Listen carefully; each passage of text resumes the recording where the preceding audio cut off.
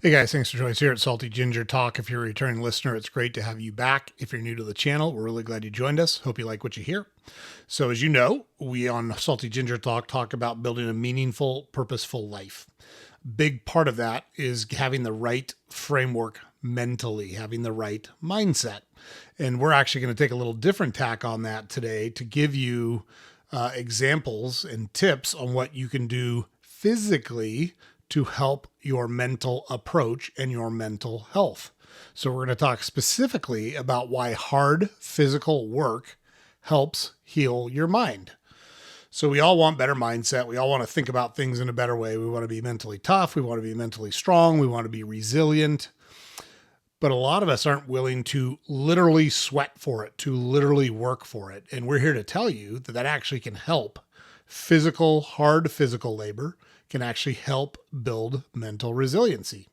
And we're going to make our case today. That's what we're going to do. We're going to give you, if you're not currently incorporating hard physical work in your life, we're going to give you 5 ways to do that as well. Because, we always like to give actionable items here on Salty Ginger Talk. It's great to talk about things and it's great to flesh things out and drag them out in the open. But if you're not taking action once you determine what your challenges are, you're really kind of just wasting your time. It's not good enough to just sit and talk. You actually have to take action if you want your life to change. And so hard physical work is something all of us have control over, something all of us can do every day. We're going to talk about examples of that. And we're going to give you science to show that this is real. This is not just us making something up and trying to encourage you to go out and sweat and work hard. It is actually good for your brain. You build a different brain when you do the work that we're talking about here. And even if you're sedentary right now, even if you're not doing this, we're going to give you tips on how you can start. So that's the episode. That's what we're going to talk about today. So let's just jump right into it here. So point number 1 here is that exercise actually reduces depression and anxiety. It's not just us saying that. And granted, I'm not a doctor. I didn't stay at a Holiday Inn Express last night, but I've been alive for 53 years and I can read lots of medical studies and I can read recaps of lots of medical studies. And there are multiple meta-analyses. So those are huge data sets, which is where you can draw the best conclusions from. Keep that in mind when you're looking at numbers and statistics. The bigger the data set, the more meaningful conclusions you can typically draw from it, because statistics and patterns have a way of emerging across big data sets. It makes them more reliable. And in these big multiple meta-analyses shows that aerobic exercises, things like walking, jogging, cycling, reduces depressive symptoms more than no treatment. So if you're feeling depressed or anxious, you can either exercise or not exercise. When you don't exercise, you stay in those spaces. When you do exercise, it gives you a chance to rewire your brain, get different chemicals going in your body, and help you with those thoughts and feelings. Harvard Health notes that regular exercise improves symptoms of mild to moderate depression and anxiety across many of their studies. And the Move for More Mental Health review analyzing 1,158 studies shows that 89% of those studies found a positive association between physical activity and mental health. So the key here is that depression and anxiety are not just chemical, nor are they just psychological. They are physiological, meaning there's a connection between your body and your mind that can help you when you feel those feelings or are in those situations. Hard work makes your body produce different chemicals in your brain. It rewires your brain structure, and it gives you proof that you can move, that you can fight back, that you're a viable human being. So doing hard physical things helps rewire your brain, produces different chemicals in your body, and it gives your brain proof that you're still capable of fighting and scratching and clawing for what you want in life. Those are all good things, and those are all things that we should take advantage of. So we heard it said somewhere, and I can't remember where I heard it, but it was brilliant from my perspective, that exercise is the least prescribed medication in the world. So if you're not feeling great, if you're not doing well mentally, exercise is a really good outlet to help with some of those symptoms and some of those situations. So keep that in mind. Hard work can help you mentally, for sure. So along those lines, point number 2, stress relief, resilience, and buffering. It's not just a boost in your mood. A study among scientific and tech workers showed that exercise impacts mental health directly and indirectly by lowering stress, by boosting resilience, and by improving social support. So, in effect, physical stress from the work you're doing or the exercise you're doing kind of inoculates you. You adapt, you grow more capable of handling all types of stress, including mental and emotional stress. By going through controlled physical stress, it helps your brain rewire itself to manage through that stress, which can be applied to mental or psychological stress or emotional stress, right? Also, green exercise, doing things outside, doing things outdoors in nature, has been shown to improve mood, reduce mental fatigue, and help with concentration. Right? What do you think being grounded means? Get grounded. You hear get grounded, touch grass. That literally means get reconnected to the earth on which you live. There's a connection between humans and the earth. There's a connection between all animals and the earth. And if you're not experiencing it, it can help with those things that you're dealing with for sure. So you don't just feel good after a workout. You actually rewire your capacity for stress. It actually rewires your brain. We're going to talk about it a little bit further in the conversation here. Your nervous system literally becomes tougher by doing hard physical work. That way, when the world pushes, you and your body, your physical being can say, bring it on. I can handle this. So stress relief, resilience, and buffering are all things that can be provided by regularly engaging in hard physical work. Okay, so now let's talk a little bit about how this works in your brain, the neurobiological and the brain growth effects that happen when you consistently perform hard physical tasks, whether that be exercise, whether it be your job, whether it be in leisure, doesn't matter how it is. But if you put yourself under controlled physical stress on a regular basis, it rewires your brain and helps you deal with all the other things in life, not just the exercise itself. So physical work, especially aerobic, and aerobic work just means where you are using oxygen to fuel the work. So if you run a sprint, that becomes anaerobic because you run out of oxygen. Aerobic exercise is where you can get enough oxygen to keep your body going or keep the level of activity that you're engaging in going while you do the activity. Anaerobic means the absence of oxygen. Aerobic means with oxygen. So aerobic exercises triggers BDNF. What is BDNF? Brain-derived neurotrophic factor. That's what it is. And it supports neuron growth. It's a chemical that your body produces. It supports neuron growth. Neuron are nerve cells. Synaptic plasticity, which means your synapses, which are the gaps in between your nerves by which they communicate and send messages through your body, makes them more pliable, more flexible, more adaptable to change. It helps your memory and it helps your learning. BDNF does all of those things.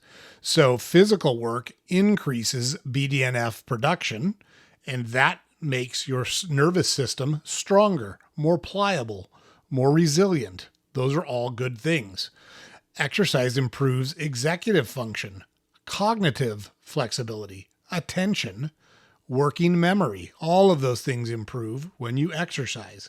So it's not just the physical benefits you get from the exercise. You're literally creating a stronger, more resilient nervous system in your body to deal with life. Even short bouts of exercise can temporarily sharpen cognition and mood. That's that post-exercise boost that you feel. You hear people talk about a runner high, or when you've just completed a hard physical task, that feeling of accomplishment that washes over you. That's what that is. Think about a workout like a software upgrade. It's literally updating your brain to a newer, better, more capable operating system. Hard physical work is helping you build a stronger mental operating system. So do the hard physical work on a regular basis. Okay, our fourth point here is around agency, mastery, and identity.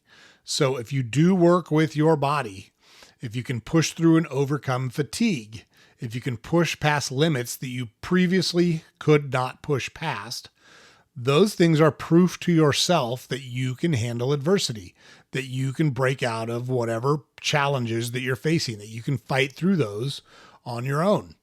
When our mind feels helpless, our body can show strength. We can be physically strong even if we feel mentally weak. That contrast empowers you mentally and will help your brain get stronger. It will help you think in a more resilient and a grittier way. We're big fans of grit here at Salty Ginger Talk. It's a psychological anchor. I did that hard thing today. I pushed through my workout. I got my run in. I went to the gym. I did whatever. And it becomes a pillar in your identity, and it stops you from thinking like a victim. I'm strong. I'm confident. I can handle anything because I just handled that hard thing. I can handle this hard thing too. So not only do you get the physical benefits of being ready to fight an illness if you get it, or an injury if you get it, it gives you the mental capacity to be stronger, more resilient, and grittier in life. And point number 5, there's actually a social connection. There's a ritual and there's discipline around doing hard physical work. Many hard physical tasks are social. Playing on a sports team, working on a team that does physical labor, going to the gym and sweating with the other people at the gym. Even if it's not a class, you look around and say, there's all these other people here working. I can do this too. Exercise can bring social support. It can bring accountability. It can bring camaraderie, all of which are good for your mental health, to build resilience and to build grit. Physical work forces rituals, consistency, scheduling, structure. These things also provide mental stability. When things are hectic and chaotic in your life, the gym is always there. The hard work at work, the hard physical work at work is always there. Those are constants that you can count on, that you can lean on, that you can feel good about accomplishing. That consistency is going to be an anchor for you when other things in your life are going crazy. It's super, super important. So those are our reasons why it's so important to do hard physical work. Now, what if you're sedentary right now and you're not working out, or you don't have a hard physical job and you've been, maybe you're injured, maybe you've had a lot going on and you just let it slip. Doesn't matter what it is. Let's just say that right now you're not doing hard physical work. What are some tips you can use to get started? Number 1 is to start small. Start with micro workouts. Start with 5 to 10 minutes a day, a brisk walk, a body weight circuit. Use a small thing so easy that you cannot help but be successful. That's powerful because it's going to help you build momentum over time. You're not actually looking for the physical benefit quickly. You're looking to build the ritual. You're looking to build the routine. The routine will build consistency. Consistency will build momentum. You don't get going because you feel motivated. You feel motivated because you get going. So you've got to start now. The motivation will follow the action. The motivation will follow the activity, not vice versa. You can do hard work in your regular life, carrying all the groceries from the car instead of having someone else do it. Do yard work. Fix things manually. Push your limits in chores. Mow the lawn as fast as you can. Pull weeds for 15 minutes instead of 5 minutes. Those are all things that you can do right now. You don't have to separate exercise. You can make hard physical labor a part of your life and a part of the things you do in your everyday routine. And if you do it, you'll have exactly the same benefit. Your body doesn't know, hey, I'm not in the gym, so this hard physical labor doesn't count. Not true at all. The hard physical labor produces all of those results we talked about previously, regardless of the circumstance under which you do it. Okay? Number 3, this one's important. Pick something that you like, that you enjoy, or you respect. Like, hey, I really respect when people can lift heavy weights. I want to lift heavy weights, so I'm going to start lifting and work my way up to heavy weights. Maybe it's running, maybe it's biking, maybe it's hiking, maybe it's roller skating. I don't care what it is. Pick something you like. Weightlifting, martial arts, calisthenics, farm labor, hiking, doesn't matter. Pick something you'll keep doing because you enjoy doing it and you respect the work while you're doing it. The respect matters. If it's meaningful, if it means something to you, you're more likely to do it and stick to it than if you hate it and have to talk yourself into doing it. Okay, number 4, make sure you track progress and force accountability. Log your workouts and set goals. If you walk for 5 minutes this week, next week try to walk for 7 minutes. The week after that, try to walk for 10 minutes. If you run for 3 minutes this week, try to run for 5 minutes next week. I don't care what it is. Track it. set goals, force yourself into an accountability situation where you have to keep progressing. If that doesn't work, use a partner, use your spouse, use your boyfriend, girlfriend, use a sibling, use a relative, use a friend, hire a coach, or make a public declaration. I'm going to do X, Y, and Z. Post it on Facebook, Instagram, TikTok, wherever it is that you do that stuff. Doesn't matter, but force yourself into situations where you're accountable for what you said you were going to do. And if you do that, you're much more likely to stick to it than if you don't. Okay, and number 5, you've got to respect the recovery process. You can't just grind every day all the time. You have to give your body a chance to heal, to recuperate, and to grow. Don't burn out. You have to set up the hard work so it's sustainable. You have to have enough sleep. You have to have good nutrition. You have to have some downtime so your body can heal and your mind can rest. Protect those things so your body and your brain and your nervous system recover and build themselves in to something stronger and something more resilient like we've been talking about. So I think the way to close this out here is, let's just say you're struggling with mindset. Got it. Start with your body. You can sweat. You can strain. You can work until your muscles are sore and you're tired. You can do that right now. That's got nothing to do with your brain, but it can help your brain, and you can take those actions right now today. The strongest minds are the ones that go through stress, that go through strain, that are battered and beaten and torn a little bit, because they rebuild themselves even stronger. It's like when you break a bone and your body heals it, that part of the bone is now stronger than the rest of the bone around it, because your body had to give it extra resources and extra attention to get it back to bright. So this week, just take one of those tips we gave you, one of those 5 tips at the end there. Try it for 7 days. Let your body speak and your mind will listen to it. If you let your body do the work, your mind will reap a lot of the benefits. It's a really good thing. Do hard physical things if you want good mental health. Super important. Okay, guys, James puts it up over here every day. Head over to our website, saltygingertalk.com. All of our podcast episodes are there. Links to our social media accounts are there. We publish a newsletter every weekday you can subscribe to. Make sure you do that. Make sure you like, share, comment, subscribe to our podcast, whatever platform you consume it on. We do interviews with people who talk about all of the things they've learned from the challenges that they've overcome in life. It's super useful. They give meaningful tips. They give meaningful action items that you can incorporate into your world right now. We do videos like this that talk about things you can focus on and to help take control of your life right now. All good stuff. You don't want to miss it, so make sure you catch our next episode. We'll see you there.